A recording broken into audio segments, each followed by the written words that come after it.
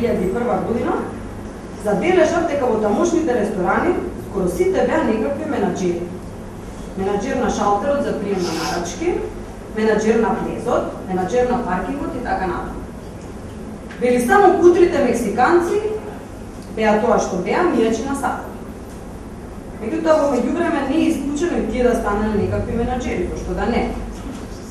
При мојата втора посета таму, портирите веќе беа напредувале во менаџери за контакти со посетителите. Само колку гордо ги носеа плочките со името и позицијата. Бројчаникот на Times Square, ставен да го покажува долгота сад, вртеше како улов. А на другата страна на светот, јужнокорејците почнаа да монтираат прекоокеански танкери на огромни монтажни траки, а кинезите два пати го дуплираа производството на челик, еднаш од 150 на 300, а потоа од 300 на 600 милиони метрички тони. Ако сите станеме менаџери, кој ќе остане да работи? Секогаш кој ќе ме видеше без книга во рака, дедо ми знаеше да ме предупреди. Учи синко, инаку ќе мора да работиш. Покажуваше кон работниците од третата смена на големата текстилна фабрика од мојот роден граѓ, Тетово, како видно изморени слегуваат од автобусот на станицата, која беше токму пред нашата куќа. Го заврши училиштето, на него послуша.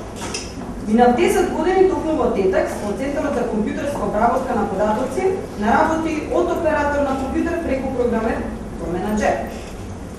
Таму навистина многу се работеше и дома доаѓа уморен токму како и работниците од автобусот, чувствувајќи дека сум го разочарал мојот дедо.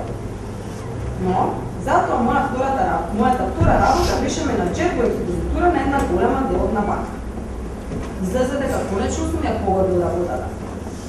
Дури кога еден пријател ме праша што точно работиш таму во банката, јас како топ, но искрено одговори: ништо, јас сум менаџерот.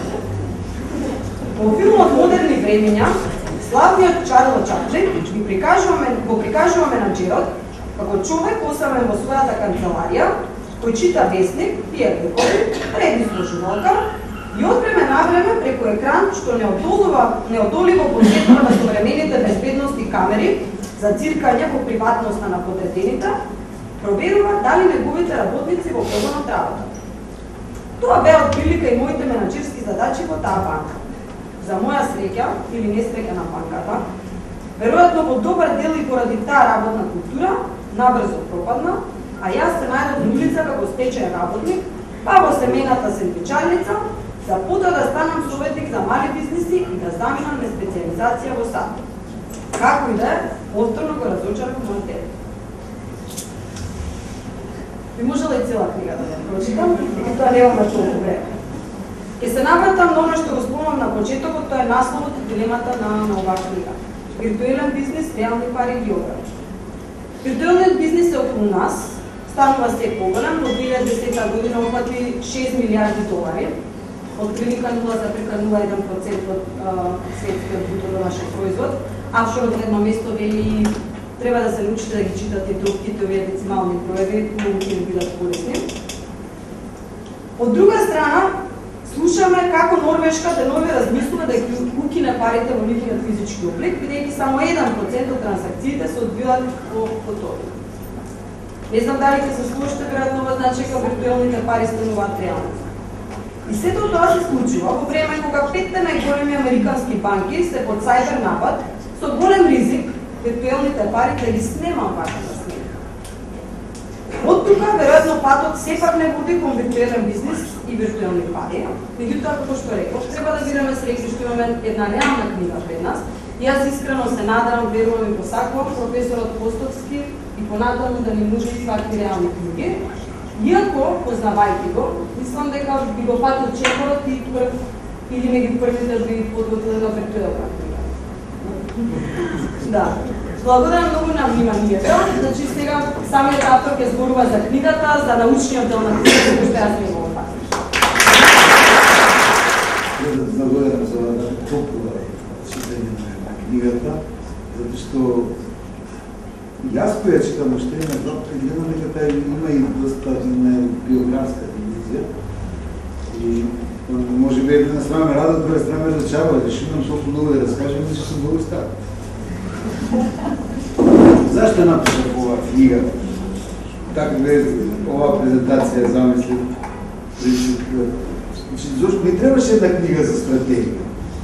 Зашто има разлика измеѓу економската наука и бизнисот и стратегијата, во таа смисла што економијата не греши. Економската наука може да сгреши затоа што работи со агрегатни показатели, работи со просеци, а просеците се секогаш точни. Што професор Борислав Благоев велеше, ако едната рака ви е во огин, другата во мраз, вас во просек ви е пријатно. Не може статистиката никош не греши.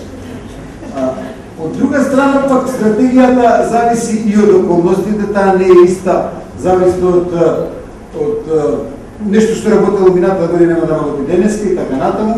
Потоа зависи од тоа што другата страна ќе го направи, а и не вреди некаква споредба со генерал, тоа Сун Цу. Според секоја втора книга за менеджмент почва со Сун Цу, генерал.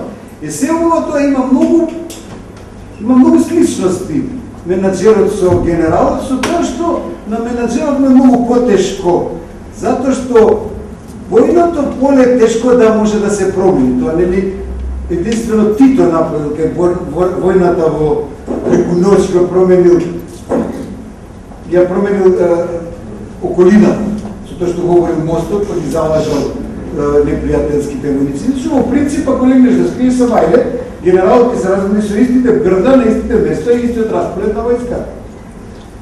Во бизнисот не е така, затоа што порано во бизнисот велеа, ако си спремен да преземеш ризик, влези во бизнис и нели дилерите, овие кои ќе работат на берза, се чуели по тоа што кога нема дилер, пред да почне да се затвори берзата, оние се таму 6 сата, 9 сата, другите 3 сата се коцка. Онлайн покер. Затоа што преземањето ризики не окрв, они се адреналини уџанки. И се шо пратени фактички и парадигма развиена за тоа бизнес, ако си спремен да земеш ризик, значи ако ти си сакаш да се коцкаш, да влезеш во казиното, тогаш си ти некаков бизнисмен. А денеска е уште покомплицирано, значи денеска е недоволно више да си спремен само да се коцкаш, туку треба да си спремен да се коцкаш во казино, у кој што усред на играта, крупијето ти го менува правилата на играта. Например, ти сега добиеш 20, ови кај, не, од денес до цел со 20 се дубни. Ако си спремен за така да се коцкаш, тогаш можеш денеска да бидеш бизнесмен, затоа што правила нема, правилата се менуваат во, како никој одговара. Така да, грешката е веќе вградена во она што го прават бизнесмените денес. Мора да се научат да живеат. Просеците, што реков статистика, економијата не греши, просеците, отстапувањето од просекот се многу големи. Вие земете, например, биологија. Дали може да имате 5 пати повисок човек од просекот на Македонија? Сигурно не. А колку пати може да имате побогат човек од просекот на Македонија? Читавме сега, 50 луѓе, колку има 40 милијади. Стандардна девијација, ти показатели кои што имаат прекрасна смисла во природните науки и во економијата, затоа што економијата работа со агрегатни величини, на ниво на поединен бизнес воопшто не знаеме кој нареден ќе ни влезе во оваа просторија. Може би ќе ни дојде најбогатиот македонец, автоматски веднаш ќе нашето процесно богатство тука во публика колку ќе се зголеми. Така да тие се општественото, бизнисот работи со други показатели. Таму стандардната девијација не ти значи ништо. 0,01 постои селека, постои можност да се оствари тоа ќе се оствари, како што промоторката рече, професор Никица рече дека може тоа да се случи, селека може да се случи, ќе се случи. Друго, економијата исто класична почива на тоа дека економските субјекти се крајно рационални во тоа што прават. А какви се бизнисмените? Тие се нерационални. Во бизнис влегуваат одинајат, некои влегуваат и тоа што им пропаднали фирми, дама, знаат да влезат и одинајат, знаат да покажат да покажат на татко ми, на мајка ми, дека добива и така натаму. А и во текот на водењето на бизнис се води ми одират. Сакам да докажам, јас ќе направам поголема зграда од комшијата. Второ, они се подложни на стихија и паника, како сите луѓе. Подложни се на стихија. Каде интересот за теорија на игри? Теоријата на игри, успари, докажува математички дека луѓето се стихии. Дека не води стихија, не води паника. Потоа, предприемачите не се нешто вон општеството, она социјално културно милие кај што се. Они се фактички се повинуваат на околината, на сите социјално-политички културни матрици во кои што се и митови со кои што ги живееме. На американски бизнисмен да го кажете дека не постои американски историја. Немајте прифати и обратно. Не можете па на Македонец да го натерате да се стави да се врже сигурностни појас од кола или да не пуши. Затоа што ние живееме со митови за крален Марко, или во нашите митови кои се вржани? Вржани се само овие робовите што ги носат на така. А крален Марко пуши. Може ли он да се разболе, нешто му стане од тутун, од цигари пушење, да прави тутун. Така да, тие се матрици, сега нашите предприемачи се исти, но нашите предприемачи викаш, абе направи нешто да се обезбедиш од ризико, каков ризик, како може не се случи нешто. Јас ке се обезбедувам од ризик.